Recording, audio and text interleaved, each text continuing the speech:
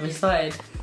Okay. Hi guys, it's Gina again, and as you know, it's a Wednesday, so that means I'll be talking to you about the ultimate African wedding fair. Yes, holding this September in MK. For the rest of the details, please wait till the end of this video, so you're gonna have to watch it. Anyway, so if you've been watching my previous vlogs, my first one was actually on African and traditional and white weddings. No, untraditional weddings. African and white weddings. And which one should we go for as Africans? Should we take our culture on? Is it necessary to do two? Or why are some people abandoning traditional weddings now and doing white weddings? And my second vlog was actually on budgets and how to spend our money efficiently. So if you haven't watched that, go watch it now. Anyway, today I will be talking to you about decorations. They're actually a really important part of the wedding if you think about it. When you walk into a venue, what do you see? You see the decorations. So let's get to it. So when I was actually looking at the topic, decorations at a wedding, tables came up quite a lot. And I was wondering, like, that's quite unusual. Tables? Really? Tables? But I did then realise whenever I do walk into a wedding, the first thing I do notice, well, the wedding reception, the first thing I do notice are the tables, and if the centerpiece is alright, if it looks good, would I want to be sitting here all night, that kind of thing. So tables are actually a fundamental part of any reception. So the budget could be easily stretched as thin as the actual tablecloth. So when choosing how to decorate each table, you need to make it suitable to the type of wedding you are actually planning. There are many ways to decorate tables, however we do need to focus on spending as little money as we can because there are other things to focus on. Okay, so basically when you're looking at tables, what do we need to look at? The shape and the actual arrangement of the tables. So the shape and the table layout at a wedding reception are subtle but very powerful decorative elements. So the classic round or oval tables are actually the best. They are more elegant than the rectangular ones. And arranging your tables in different clusters encourages conversations between all your guests. So another type of table or arrangement we need to talk about are food tables. As Africans, we tend to have buffets at our weddings, which is not a problem, but is there another way we can arrange the tables rather than always having it in a straight line? Like, that's the classic thing. Make your wedding different. So yeah, that's all I wanted to bring out. That could be a question to you guys. Why are we always putting it in a straight line rather than being inventive and making a U shape or putting different tables around with different types of food? I don't know, anything, because we do tend to have long lines and people waiting for ages. So yeah, that's just, since we're talking about tables, that's what I'm going to point out, the shape. Why does it have to be in a straight line? So now, moving on from that, let's discuss types of tables. So you may be wondering, okay, you're talking about tables where everyone's gonna sit, but what about us? What about the bride and groom? What about my mum and dad? What about the DJ? That kind of thing. So here are actually the different types of tables you can actually include at your wedding reception. So you've got the head table. This usually includes the bride, the groom, their parents, and maybe some people choose to have the bridal party there, but that's up to the bride and groom. Then secondly, you have the cake table. This is where your cake sits all night looking beautiful until it's cut. Then you actually have the guest tables, which I was talking about earlier, all around the room, everyone just mingling, talking, you know. Then you have the DJ booth. This will be, you may not choose to have a DJ, but actually that's silly. Everyone has music at their wedding, so you're gonna need a DJ. Or your live band booth or whatever you choose, but they need to be separate from everyone else as well. Then you actually have the signing table. This can be put before you actually walk into the reception. This is where people can actually sign nice messages. And then you actually have the gift table. This is where your gifts can be displayed nicely. For those people who didn't bring gifts can look at them and feel bad. So you have a gift table. So these are all the types of tables you can include in your wedding reception. So when we're talking about tables, we can't just have bare tables unless the tables are actually really nice. So we need to talk about the cloths and the covers which go on top of the tables. So there is obviously the classic white tablecloth. They are the most common for a wedding, however they're also the most predictable. So if you choose colours, this will add more drama and will also conceal stains. Like, a lot of us do include children in our weddings, and when they're spilling the cranberry juice all over your white tablecloth, think about that.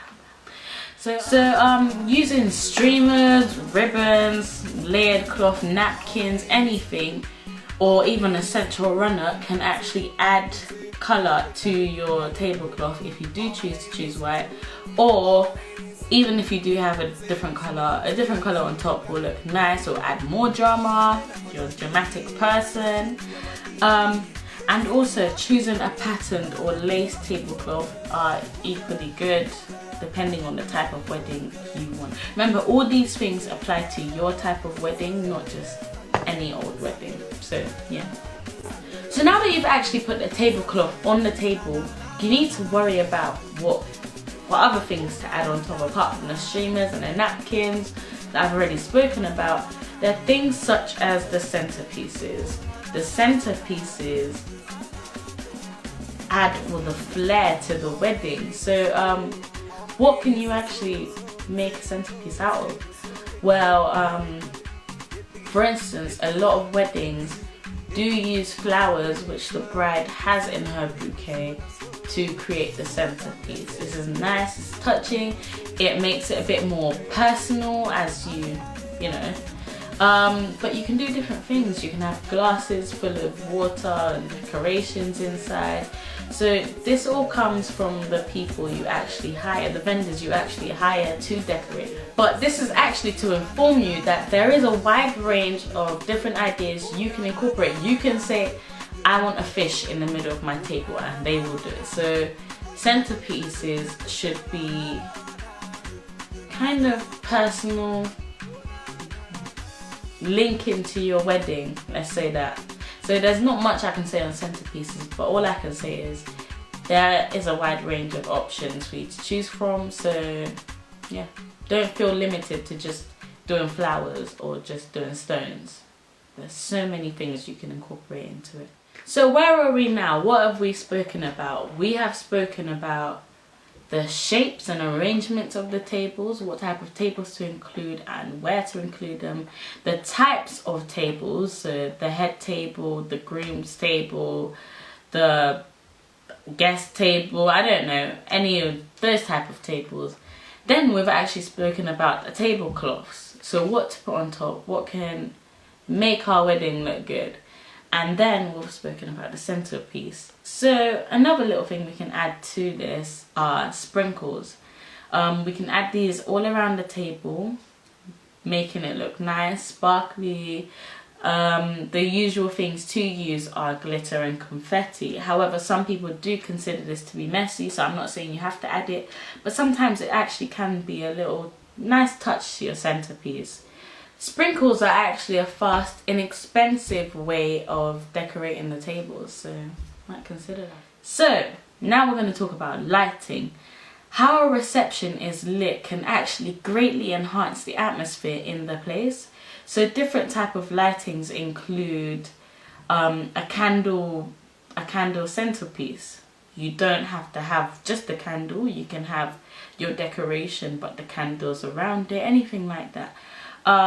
You can have twinkle lights everywhere, like just little lights all over the room. If I could get a picture, I'll put it up here. Also, you could have rope light around the table or around your chairs, depending on the type of atmosphere and theme you are creating in your wedding. I think this would look really nice, but obviously you know. So now that we have actually spoken about the whole table decoration itself, I don't see the point of actually adding the small things like cutlery and plates, because that depends on the catering company you actually hire for the day. So I would just like to point out that there are actually things to avoid when planning your table decorations and how many guests are coming and so on. It's actually very easy to go overboard, and couples need to remember that a simple and elegant approach is actually the best. So crowded place settings can actually stop your guests from enjoying their meals, and tables that have too many people seated at them also, like when people have to squish, that can also stop people from enjoying themselves, having a good time, or even enjoying their food. And last but not least, centerpieces that are way too large for the table can actually block people from having a decent conversation. Remember, this is why you're having the round table, for people to actually talk and mingle. So if you're having a centerpiece just blocking the whole thing, how are people meant to talk to each other?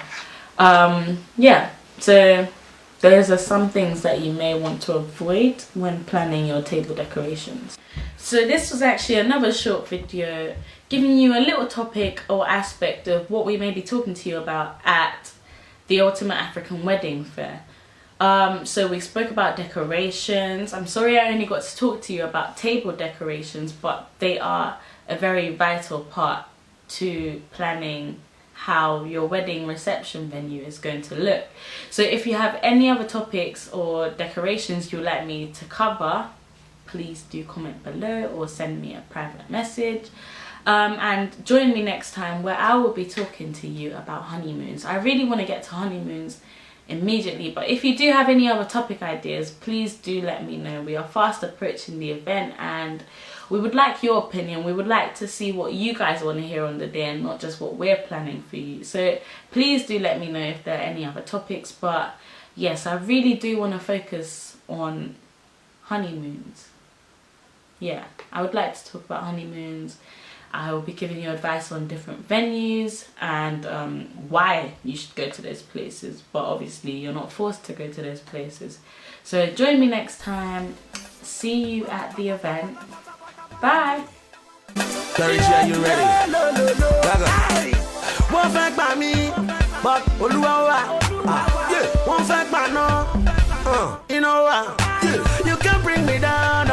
No matter you try, you can make me frown. I can never go down. Man, no look at them. Man, no look at them.